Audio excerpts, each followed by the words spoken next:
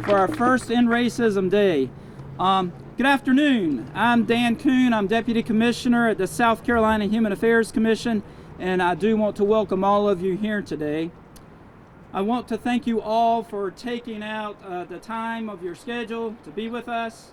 I want to thank the South Carolina Human Affairs Commission Board, House and Senate members here with us today, and other dignitaries for this first End Racism Day in South Carolina.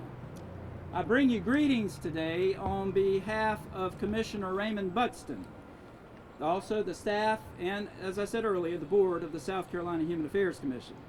Our purpose for this press conference is to commemorate End Racism Day. In 1965, at a peaceful protest in South Africa, 69 people were shot and killed by police. The Sharpeville massacre brought the cruelty of the regime into international focus. The United Nations has commemorated 1966, this day, March 21st, as the International Day for the Elimination of Racial Discrimination. Our state has suffered an atrocious tragedy. On June 17th, in Charleston, South Carolina, 9 people gunned down at a Bible study at their church. 9 extraordinary people, 9 angels, 9 members of mankind. After this horrendous act, I was so very proud of our Governor Haley and the work she has provided to promote healing in this state. Several months after the tragedy, she spoke these words: "How are we going to develop trust and relationships with each other if we continue to stay in our separate corners? We can't. If we're going to be true to the charge of moving South Carolina and our nation forward, the actions have to move through each of us. If we want to bring opportunity to every American, we will have to work together. That requires commitment, it requires open-mindedness, and the willingness to think differently by all of us." The South Carolina Human Affairs Commission's mission statement in part states that we are to eliminate and prevent discrimination, unlawful discrimination. The Commission has investigated over 1,000 cases during 2015 related to housing and unemployment in this state. Now, folks, that's too many cases of alleged discrimination occurring. Humankind is suffering from injustice and stigma that racism brings. It is time for us to move this conversation further. It is time for us to choose between being kind and being right. Choose being kind, and you will always be right. We can no longer turn back to the racial and ethnic discrimination that is occurring on a daily basis. In my hands, I do have some proclamations from city and county leaders across the state endorsing End Racism Day. This has never occurred before. South Carolina is ready to make this kind of statement and show the world that we are willing to roll up our sleeves and work to end racism.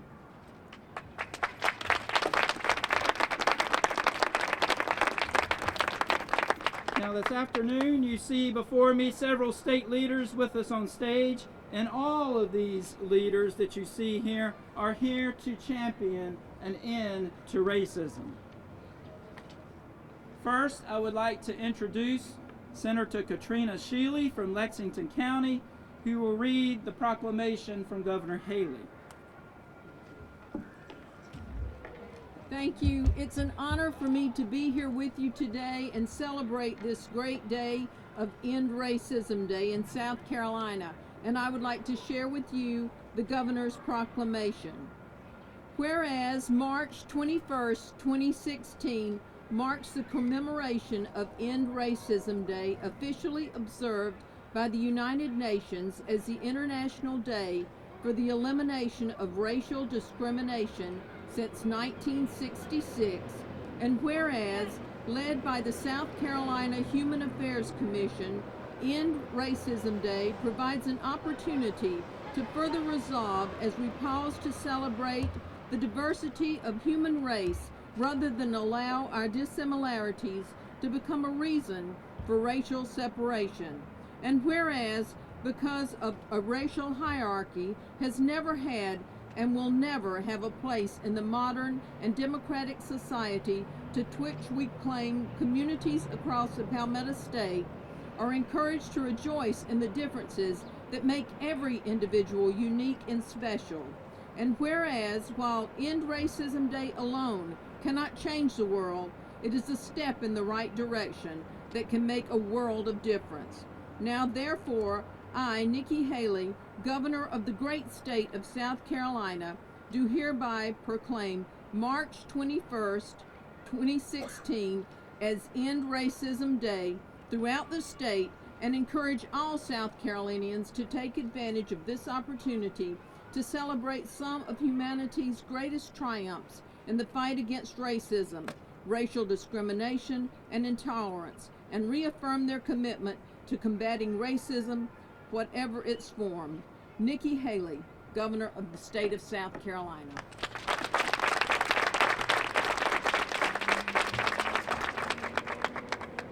Thank you, Senator Shealy. Now I would like to introduce Senator John Scott, representing the Richland County delegation here today. And Senator Scott, these are the proclamations from cities and counties that have been provided, and we hope these will go into the archives of the state. Please share a few words. Let me just share just a few words of concern as we move this state forward and have some real dialogue. In 1989, I was a member of Richland County Council before coming to the House of Representatives. When we stood in Richland County in 1989 and began to debate the fair housing law, it was in the late Herbert Fielding and then Jim Clyburn, who was then director of the Human Affairs Commission. Now today, as we talk to both colleges and universities, how important it is to diversify both staff as well as faculty, as well as students. And I would say to you, as you go to your different places, we must continue to fight to understand the importance of what the Human Affairs Commission has done and would continue to do. As we sat there for a number of years and watched the Human Affairs staff dwindle down to basically nothing, and not until Ray Buxton became director of the Human Affairs Commission and came to this General Assembly and began to ask them for additional funding so that we began to put the Human Affairs Commission back in place. And even on the floor of this Senate, when I stood before the Senate and said to you, how in the world can we lead the state of South Carolina when in this chamber we do not have diversity in any of those major committees within our chambers? And I say to you, sometimes people around you don't even understand the importance of diversity. It's your responsibility to bring that to light and to educate them. If we're going to move forward in this state and this nation, we've got to begin to look at things from more than one perspective. It's good to be with you, and thank you so much. Thank you, Senator Scott. Now a senator who has a passion for civic responsibility and creating a need for all people to practice civility is Senator Lurie from Richland County. Thank you. Good afternoon. I will never forget that day 9 months ago, that horrific Wednesday. Earlier in the day, Senator Shealy and I had the honor of being recognized by the local Community Relations Council. And throughout the day, we were honored with the Hyman Rubin Award.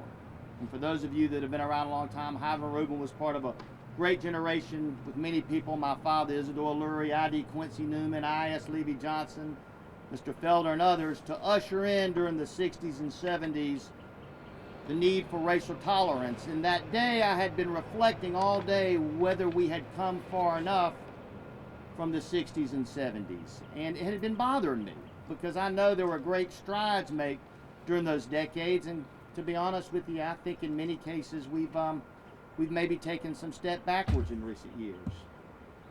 And then that night, we witnessed perhaps the most horrific racial incident in modern time, and we witnessed it right here in South Carolina. And over the next few days, it was still like just living through a nightmare.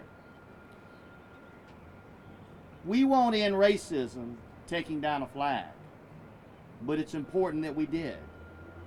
And after the incident, the governor showed great leadership in the General Assembly, and Representative Horn and many others, Senator Shealy, Senator Scott, myself, and others, we responded appropriately. But we will not end racism by taking down a flag. We will end racism by the way we treat one another, by the way we as leaders direct public policies that encourage diversity, and by the way we teach our children, and most importantly, by the way we speak out any and every time racism rears its ugly head.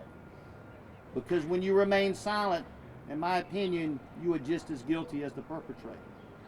We live historically in a diverse, both cultural and ethnic diversity in the history of this country. There's more cultural and ethnic diversity in the history of this country. We can survive and embrace it and flourish because of it, or we can perish. And the choice is ours every day in how we act and interact with one another. And I appreciate the Human Affairs Commission for what they've done today, and I hope you join me in giving them another round of applause. Thank you.